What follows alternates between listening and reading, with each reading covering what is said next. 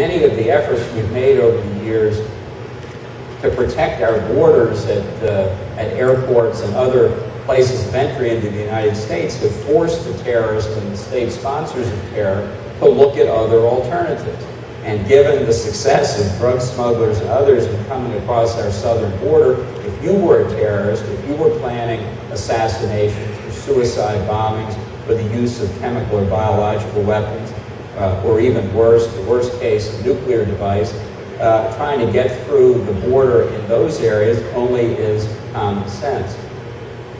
So this is a problem I think that the United States, indeed the West as a whole, continues to face, despite the fact that at the national political level we can't seem to get much of the discussion of it going.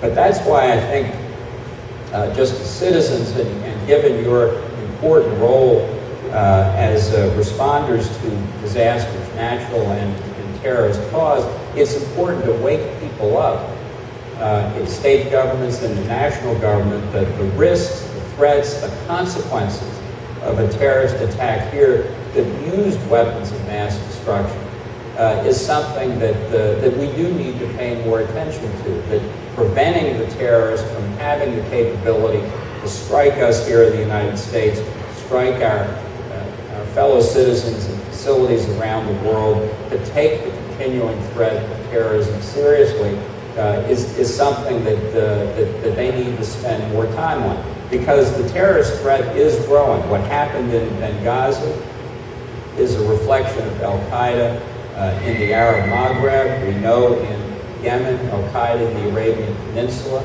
We've seen Al-Qaeda resurge in Iraq. We know it's active in the conflict in Syria. We know that Iran is an equal opportunity funder of terrorists, the world's central banker of international terrorism. Despite the sanctions we've imposed on Iran, continues to pump money out. The threat is expanding throughout Africa and, in fact, in this hemisphere.